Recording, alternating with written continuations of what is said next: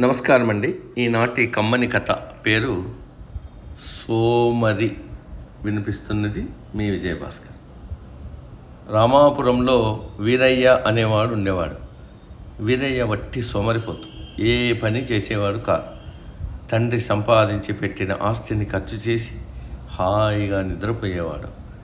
ఈ ఏడు రామాపురంలో వరదొచ్చింది. వరద రావడంతోనే వీరయ్య పనివాడు అక్కడికి వచ్చి, బాబు, ఊరిలోకి వరద వచ్చింది, మీరు వెంటనే లేచి మన ధాన్యం బస్తాలు తరలించండి అని చెప్పాడు. దానికి వీరయ్య, వరదొచ్చి ఏం చేస్తుందిలే, వచ్చిపోతుందిలే అంటూ పనివాడిని పంపించి వేశాడు.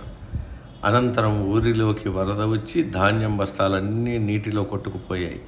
సోమరిపోతైన వీరయ్య దీన్ని పట్టించుకోలేదు. ఈ సంఘటన జరిగిన నెల రోజులకి వీరయ్య పనివాడు మరలా వచ్చి, బాబు, మన ఇల్లు కాలిపోతుంది, వెంటనే వచ్చి మంటలు ఆర్పండి అని చెప్పాడు. దానికి వీరయ్య, అగ్ని తన తర్వాత మండక ఏం చేస్తుంది, నీవేం భయపడకు, అది ఆరిపోతుంది అని చెప్పాడు నిద్రపోతూనే. అంతే, అగ్ని ప్రమాదంలో వీరయ్య వస్తువులన్నీ తగలబడిపోయాయి. కొంతకాలానికి వీరయ్య వద్ద ఉన్న సొమ్ము కాస్త అయిపోయింది. సొమ్ము అయిపోవడంతో తినడానికి డబ్బులు లేక వీరయ్య మలమల మాడిపోయాడు. వీరయ్య సోమరిపోతు కావడం వల్ల ఎక్కడ అప్పు కూడా పుట్టలేదు. తన సోమరితనమే ఈ స్థితికి తీసుకొచ్చిందని గ్రహించాడు వీరయ్య. ఆనాటి నుంచి అతడు కష్టపడి పనిచేయడం మొదలుపెట్టాడు. సమాప్తం.